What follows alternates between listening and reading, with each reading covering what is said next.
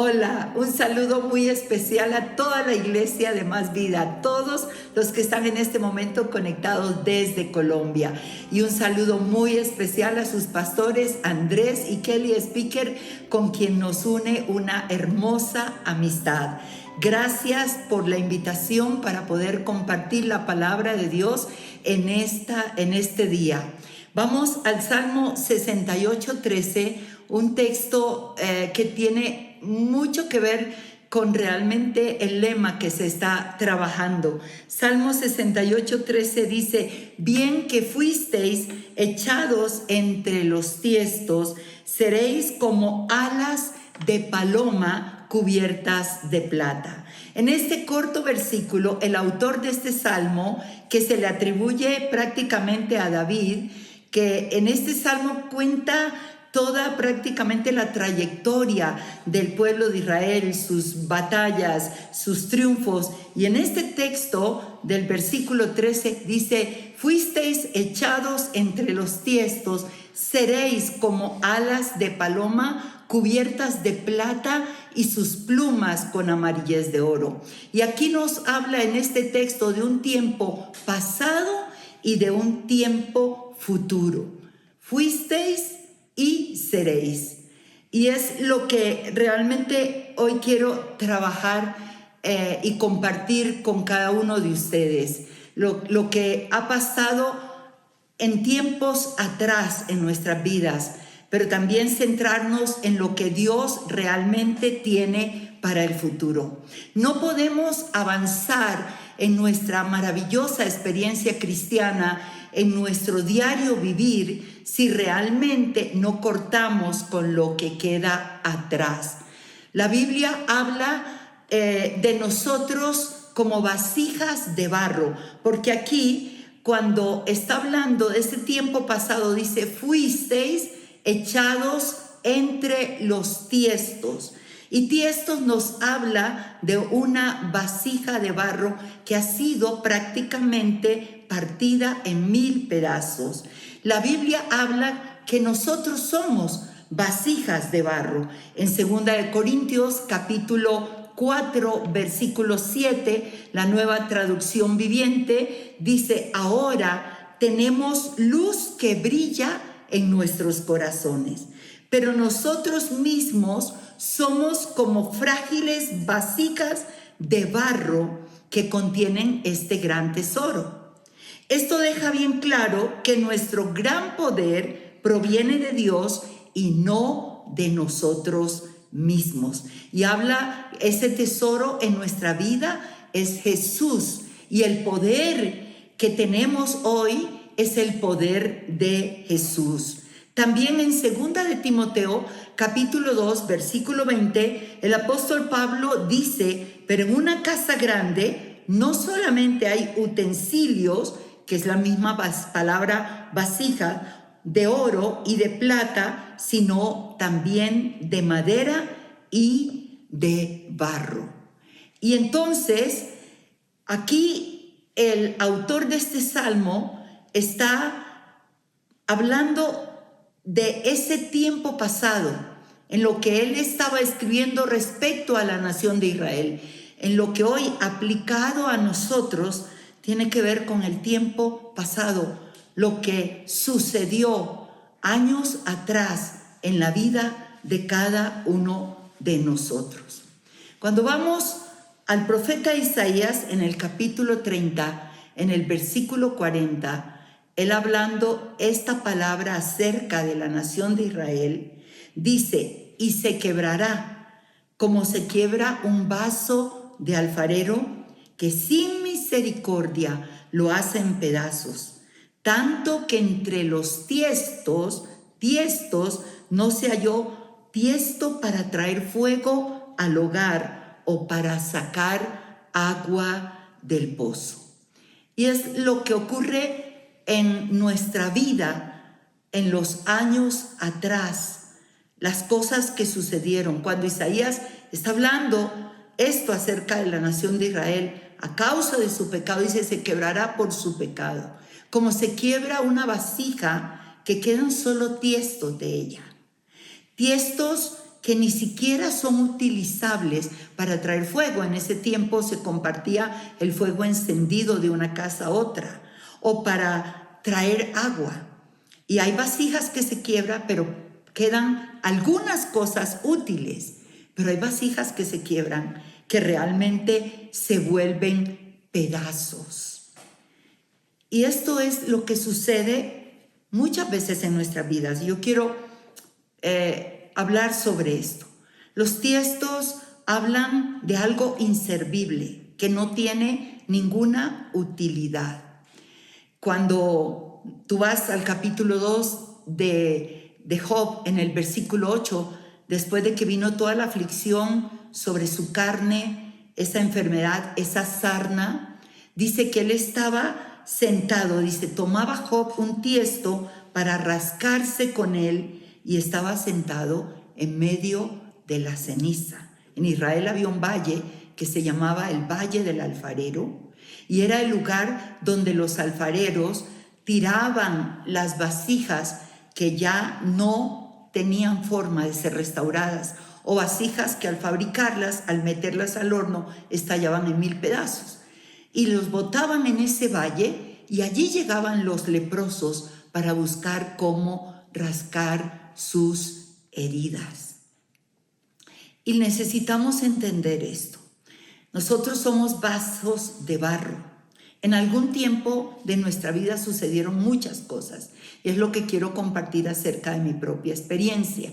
Hay muchas cosas que pasaron atrás, hay muchas cosas que hoy, gloria a Dios, están sanadas, pero quiero compartir respecto al tiempo pasado 2 aspectos de mi vida que marcaron mucho mi vida, que trajeron una herida profunda. La primera sucedió a los 4 años y fue la muerte de mi padre. Papá murió cuando yo tenía 4 añitos de edad. Éramos 6 hijos, yo era la última de esos 6 hijos. Papá fue un padre extraordinario, un hombre que a mis 4 años yo alcanzo a recordar su influencia sobre mi vida y al compartir con mis hermanos, juntos ya recordamos, ellos aportan más de lo que ese padre fue para todos nosotros. Era un hombre de mucha disciplina, pero también de mucho amor, la combinación perfecta. Papá murió cuando yo tenía 4 añitos. Yo era su niña consentida, era la última de 6 hijos, 2 mujeres primero que son mis hermanas mayores, 3 varones siguieron después y yo fui la última, otra mujer, era su muñeca. Nunca olvido que cada mañana que me despertaba dormíamos en el piso, en el segundo piso de nuestra casa y cuando yo me despertaba bajaba la escalera, comunicaba con la alcoba de mis padres y a los 4 añitos nací en la costa. Desde que tú naces con el ritmo, con el baile y te toman y te cantan, entonces tú llevas el ritmo en la sangre desde pequeña.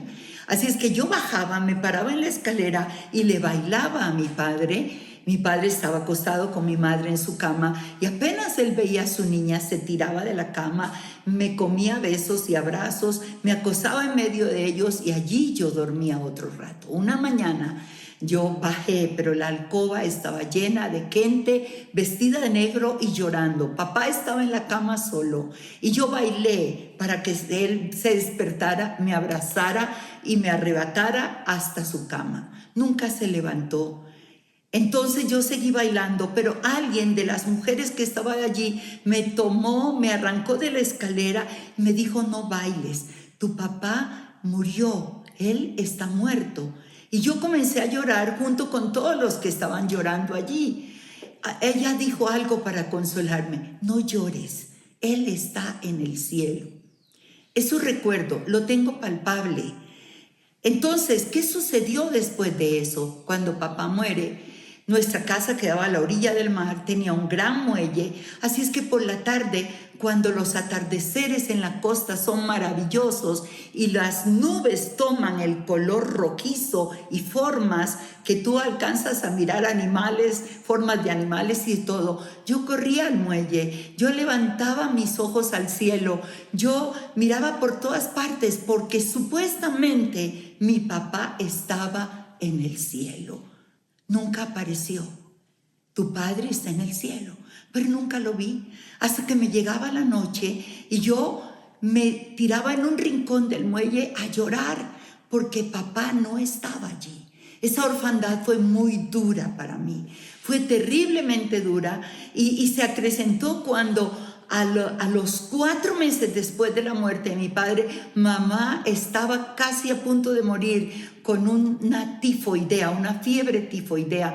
Volví a ver la misma escena, el sacerdote con los santos óleos, la gente llorando. Eso fue un impacto durísimo. Y yo recuerdo que a esos 4 años, en un rincón yo llorando, yo decía, yo mejor me muero, no mi mamá. Pero gracias a Dios, mamá no murió. Pero mamá tuvo que levantarse, trabajar, luchar para sacar 6 hijos adelante. Así es que en ese tiempo la mujer no tenía muchas oportunidades como hoy la mujer puede tener de trabajo, de ser profesional. Mamá continuó con un negocio que tenía en un almacén, dedicada completamente a ver por eso para poder levantar 6 hijos. Entonces, tú llegas a crecer no solamente en una orfandad, sino en una soledad espantosa. Y a los 5 años y medio vino otro golpe que volvió tiestos mi vasija. 5 años y medio fui violada. Era una niña inocente. La persona que te viola te lanza toda su inmundicia, toda su suciedad. ¿Qué puede conocer una niña de 5 años y medio? Una violación terrible. No entiendes, no sabes, recibes una amenaza, no puedes decir nada porque te van a matar. Y allí tú te cierras. Esas 2 marcas fueron terribles en mi vida. Yo seguí creciendo, mamá logró salir adelante con su trabajo, pero hasta los 13 años vine yo a recordar lo que me había pasado. Por estando ya en el colegio, las compañeras comienzan a hablar de las cosas sucedidas y allí yo encuentro la gran verdad de que yo había sido violada y empiezo a recordar todo ese tiempo de esa niñez donde eso trajo, en medio de la orfandad, trajo una tristeza profunda y un sentir de culpabilidad, porque el que viola te lanza toda su inmundicia sobre ti. Y allí vino otro dolor. Bueno, pasó el tiempo. Dios me dio un esposo maravilloso, me casé a los 18 años y Dios, aunque no le conocíamos, estábamos todavía en el trasfondo de una religión tradicional, pero aunque no le conocíamos, yo puedo recordar que aún en medio de esos tiestos rotos, de esos pedazos, de un sentir de vida inservible, de un sentir de condenación, de culpa, de algo que tú no sabes, que puede saber una niña. En medio de todo eso, Dios estaba. Dios me dio un gran esposo, fue parte de mi sanidad, pero no total, pero fue parte de mi sanidad. De hecho, cuando veíamos películas que de pronto traían una escena de violación o algo, yo no quería ver eso, porque yo sentía como si yo hubiera propiciado todo eso. Yo sentía toda la suciedad y toda la maldad, y acompañada por muchos años de esa necesidad paternal. Este salmo habla de esa condición que yo viví, que trajo mucho dolor, que trajo mucha soledad, que trajo mucha culpabilidad, que trajo mucha vergüenza. Este salmo habla de fuisteis echados entre los tiestos, en el lugar inservible. Eso es lo que sentía acerca de mi vida. Pero gracias a Dios que este salmo no se queda en el pasado. Habla de un futuro, seréis. Y la descripción de seréis en el futuro es maravillosa. Dice, seréis como alas de paloma. Y cuando pienso en alas de paloma, pienso en libertad. De una paloma que vuela con libertad. Qué hermoso, ¿cierto? Alas de paloma, cubiertas de plata. David también en el Salmo 55, versículo 6 dijo: ¿quién me diese alas como de paloma? Volaría yo y descansaría. Y en tiempos de aflicción uno llega a decir: quisiera volar lejos, donde nadie me viera, quisiera ir al fin del mundo. Y David sintió eso en medio de sus duras experiencias, que también fueron como tiestos. Y entonces aquí dice el salmista: pero al futuro Dios tiene cosas maravillosas. Seréis como alas de paloma. Seréis personas que experimenten la libertad. La obra del enemigo es robar, matar y destruir. Jesús dijo: pero yo he venido, en Juan 10:10, para que tengan vida y la tengan en abundancia. Seréis como alas de paloma. Habla de libertad. Habla de volar en libertad. 9 años después de casada, conocí al Señor Jesucristo como mi Salvador personal. Y comenzó a suceder esto.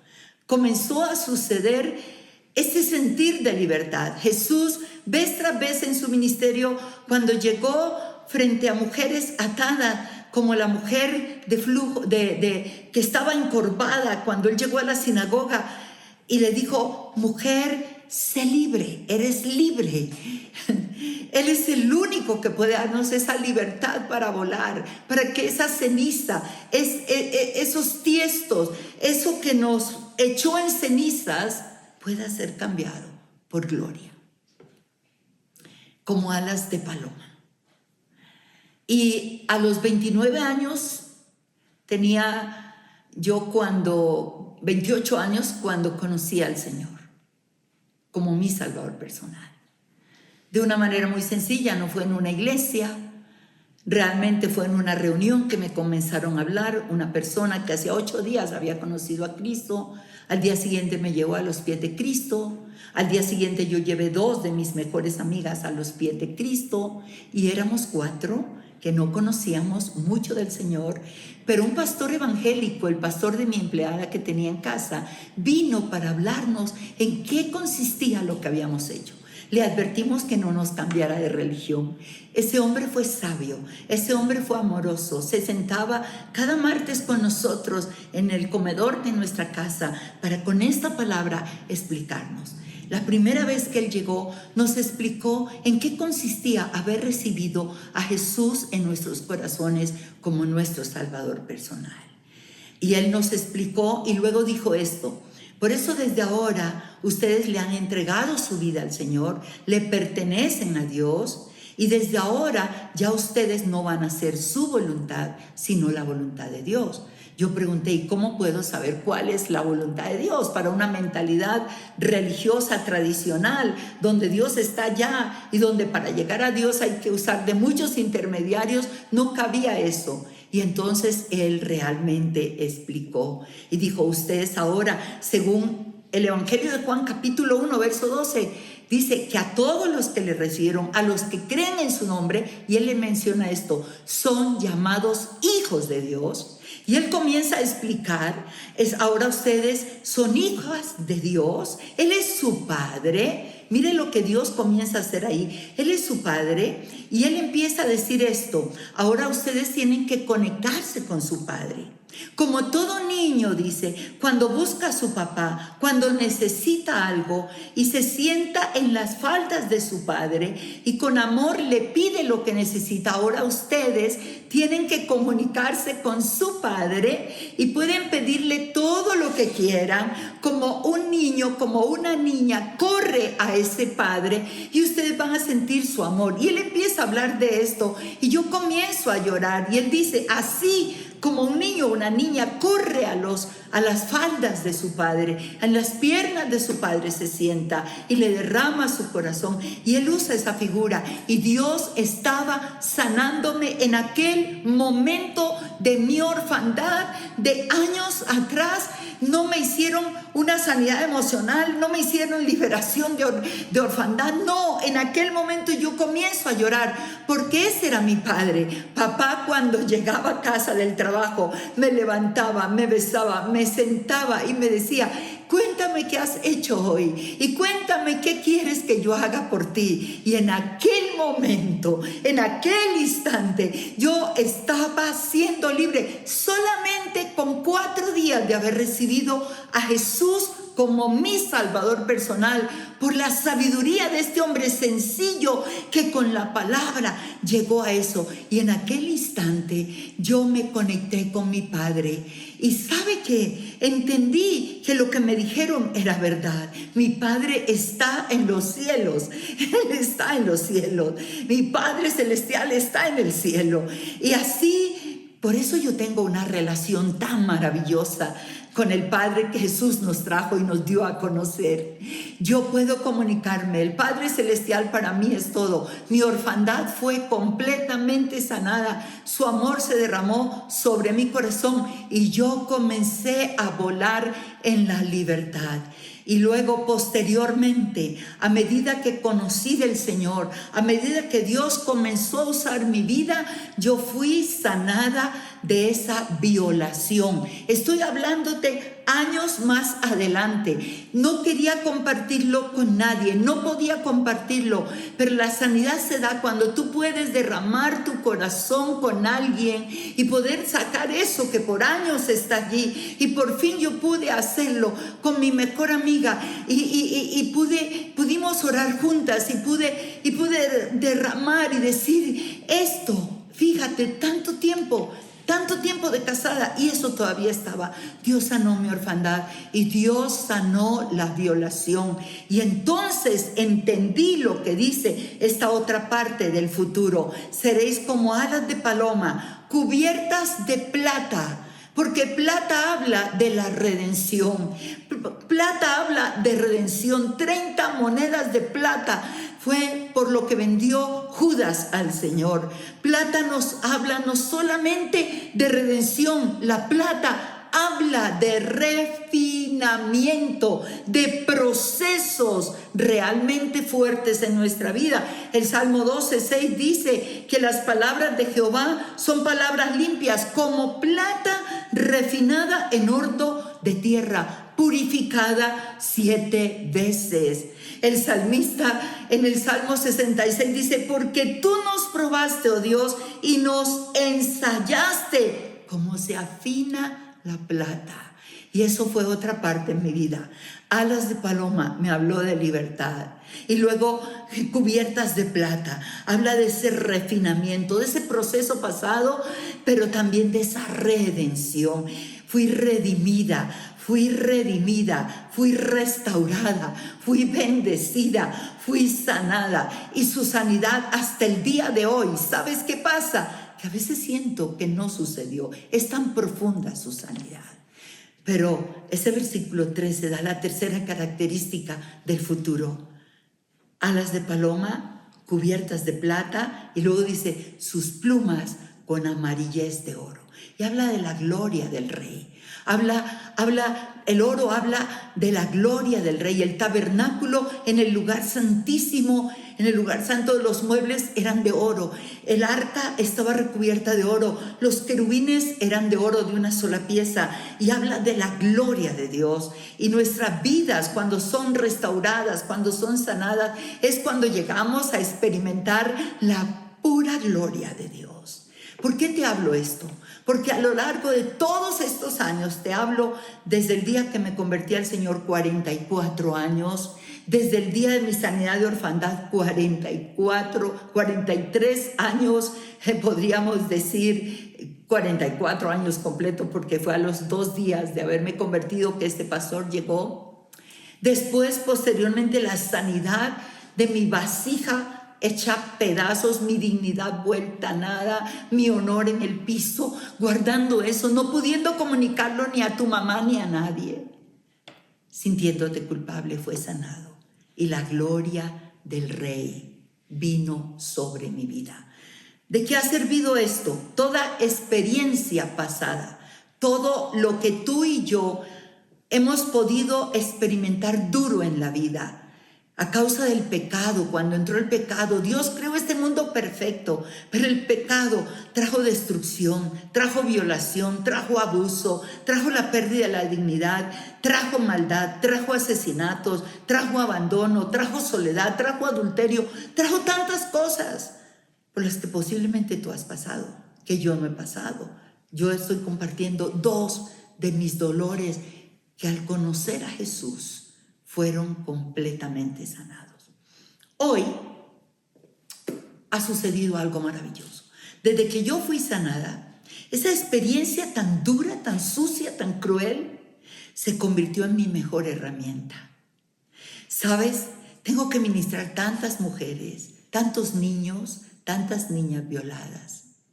Y cuando comienzo a trabajar con mujeres que derraman su dolor, que han guardado como yo guardé todo esto, muchas veces en su llanto me dicen: pastora, tú no entiendes, esto es dolorosísimo. Y yo les digo: para un momentico, mírame.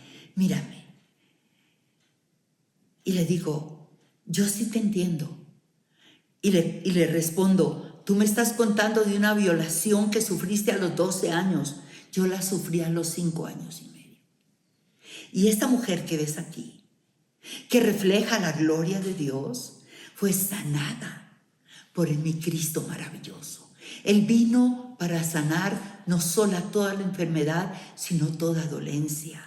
La hermosa descripción que Isaías 61 hace de la unción del Mesías. Él dijo que el Espíritu de Dios estaba sobre él y que él vino a vendar y a sanar los corazones quebrantados. Y cuando ellas escuchan eso, o cuando un niño, yo lo puedo entender, una niña, yo puedo entender que tiene que lanzar una mentira para dar explicación de aquello que le descubrieron, porque el abusador te intimida y te asusta y te calla. Entonces tengo toda la experiencia para poder trabajar en las vidas de otro. Y entonces puedo decir: Señor, gracias, que hoy puedo compartir de tu gloria a estas vasijas hechas pedazos. ¿No es Dios maravilloso? Todo el dolor en Él se cambia en gozo. Toda la enfermedad emocional, física, todo lo que has vivido, la ruina, la enfermedad se cambia en sanidad. La ceniza se cambia en gloria. El dolor se cambia en experiencias de gozo y de alegría. Él vino para darnos salvación, sanidad, liberación, restauración. Es por eso que hoy yo quiero terminar este hermoso tiempo haciendo 2 clases de oración. Una oración quiero hacer por todas aquellas personas que en este momento están escuchando este mensaje, lo que fue mi experiencia de dolor, pero también mi experiencia de sanidad. Si Dios lo hizo conmigo, lo puede hacer contigo. Lo único que necesitas es lo que yo recibí al Salvador. Si tú vienes a Él, Él va a perdonar tus pecados, Él también va a sanar tus heridas y Él va a darte liberación y te convertirá en una vasija útil. Él, como dijo Pablo, Él entrará en nosotros por su Espíritu y su poder estará en nosotros y te convertirás en un discípulo y harás otros discípulos. Es tan sencillo. Permíteme hacer una oración si estás dispuesta, allí donde estás, en el lugar donde estás. Por un momento cierra tus ojos y repite conmigo esas palabras con todo tu corazón y dile: Señor Jesucristo, necesito un Salvador. Por eso vengo a ti. Creo que tú moriste en la cruz del Calvario por todos mis pecados. Hoy yo te pido perdón por todos mis pecados, por toda mi desobediencia, perdón por todo lo que he cometido contra mi vida y contra la vida de otros. Te pido que hoy tu redención venga sobre mí y la sangre que derramaste en el Calvario hoy venga sobre mi corazón y limpie mi vida de pecado. Y por tu Espíritu tú entres a mi corazón, te rindo todo lo que soy y todo lo que tengo. Creo en ti, Señor, y desde ahora te confieso como mi Señor y mi Salvador personal. ¡Wow! ¡Qué hermoso! Ahora tengo que decirte que en este momento que tú has recibido a Jesús, has pasado a ser que hijo, hija de Dios, como me lo dijo el pastor que me discipuló. Ahora eres hijo, hija de Dios, y ahora necesitas empezar a caminar con Él. Y cierro con la segunda oración, por todas aquellas personas que vivieron experiencias similares a las que yo viví. Esto que estoy hablando acerca del dolor de mi pasado, de las heridas profundas de orfandad, de violación o cualquier otra clase de herida, de rechazo, de abandono, de tantas cosas que experimentamos. Solo permíteme orar para que Dios pueda llegar a tu corazón y sanar, y tú puedas cortar, como corté yo, el dolor del pasado para recibir el gozo del futuro. Señor, te damos tantas gracias que tú nos entiendes, porque tú viniste a esta tierra, tú te hiciste hombre, hombre perfecto, sufriste heridas desde el vientre de tu madre por todo lo que se hacía alrededor, el temor de María, tantas cosas, las experimentaste, tenías que experimentarlas para podernos entender, pero luego naciste, creciste, fuiste a tu ministerio y al final fuiste a la cruz, y en esa cruz tú pagaste el precio por todo para poder darnos libertad, sanidad y restauración. Te pido, Señor, que tú toques cada vida que ha sido abusada sexualmente, que ha sido violentada. Señor, ese dolor tan profundo, yo te pido que allí donde cada vida se encuentre, tú puedas tocar allí, porque tú estás aquí conmigo y estás allá, y puedas restaurar esos tiestos, esos inservibles tiestos que hoy te los entregamos, tú puedas tomarlos y restaurar cada vasija que fue golpeada en el nombre de Jesús. Amén. Dios les bendiga grandemente.